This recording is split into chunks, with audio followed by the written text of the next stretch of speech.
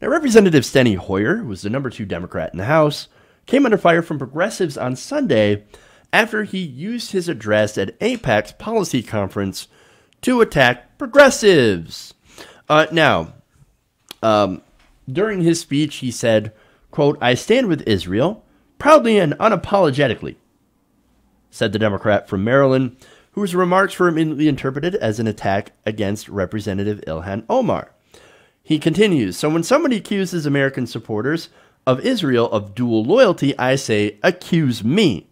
I am part of a large bipartisan coalition in Congress supporting Israel. I tell Israel's detractors, accuse us." Okay. For one, Steny Hoyer, you don't stand for Israel. What you do is you stand for the right-wing government of Israel and their lobbyists. You do not support left-wing Jewish Israelis. But of course, in boosting AIPAC and in boosting Israel, no matter what, he's actually in favor of people like Benjamin Netanyahu. Benjamin Netanyahu may get indicted for corruption very, very soon. That's who Steny Hoyer is apparently standing for. And dual loyalty. Come on, man. Ilhan Omar's statements, by the way, the whole reason this whole thing blew up, right, come from her desire to not have a dual loyalty to Israel to serve in the United States government.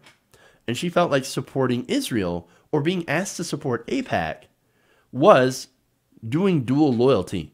Whereas she says, I want to be loyal to just the United States. I don't want to. I'm not accusing anyone else of being dual loyal. I just don't want to, and I shouldn't feel like I have to. And I understand how that entire conversation is incredibly uncomfortable because there are anti-Semitic tropes that are associated with that. And look, that's something that white supremacists and neo-Nazis and the far right wing have, of course, traditionally lobbed at Israel, at Jewish people. That said, we need to talk about how this is a lobbyist group. And that's no different than the Saudi Arabian lobby. They use their power and sometimes money, or a lot of times money, to influence politicians to pass things that are favorable to their country. If the Israeli lobby does the same thing and has no difference in the Saudi lobby, then why aren't people freaking out over the Saudi Arabian lobby's ties to, for example, the Trump administration? No, because one immediately gets called anti-Semitic by both sides who happen to receive a lot of support and a lot of money from this specific lobbying organization. So, and of course, the only people that are fighting against this are progressives who want all money out of politics, Saudi money, Israeli money, corporate money, even union money, and we want it out because of how it affects and influences our elected officials. Now, speaking of Congress, Hoyer took a swipe at progressives in Congress. He said, there are 62 freshman Democrats, not 3. Now, what does he mean by that? Well, the people that have gotten the most attention from these new Democrats are Rashida Tlaib, Alexandria Ocasio-Cortez, and of course, Ilhan Omar. But see, here's the thing. The reason that they're getting all this attention is because of what they have actually done. And what have they done? They've moved the needle on legislation. They've introduced bold progressive ideas into the mainstream. They have also pushed for good policy. What are those other Democrats, those 61 other Democrats that had gotten elected during the blue wave, what have they actually done? I don't know. Maybe they have done some good stuff, and we really haven't noticed. But to me, it seems like somebody is a little bit jelly that this woman of color, or that these women of color, specifically, have been capturing the hearts and minds of progressives. And look, imagine being one of those people that's upset at AOC and Ilhan Omar and Rashida Tlaib and all these progressives for making the Democratic Party seem exciting again and helping people become involved and actually making people want to become a part of the Democratic Party again. It's amazing being against that. I mean, oh, progressives. I hate progressives. Ooh, challenging AIPAC and money in politics. No. How are we going to get paid and win our elections and retain our power if we don't have the donors? Where are we going to go? Well, you could go to the people, but that means you would actually have to represent the people instead of corporations and special interests. It also means you might not win your election if you get primaried by a real progressive that has the power of the grassroots. Now, speaking of progressives that are pushing against Hoyer, great quote. This is from Waleed Shahid of the Justice Democrats.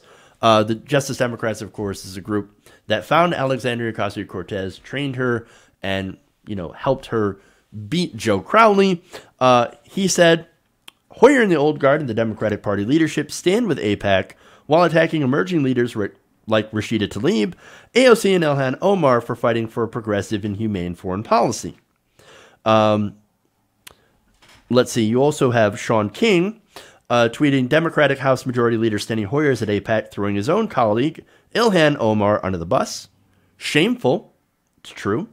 And adds, in one fell swoop to fawning applause, he basically confirms that Ilhan was right all along about lobbying.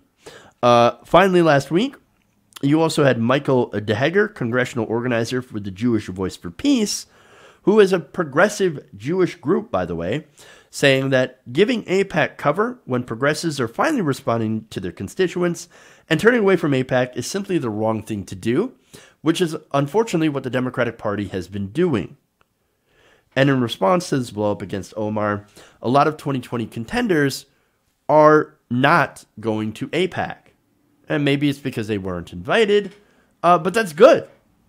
You had Pete Buttigieg, Julian Castro, Kamala Harris, Jay Inslee, Beto O'Rourke, Bernie Sanders, and Elizabeth Warren that are not going to AIPAC. And that's great. And you know what? We need to have a conversation about what it means to actually support Israel.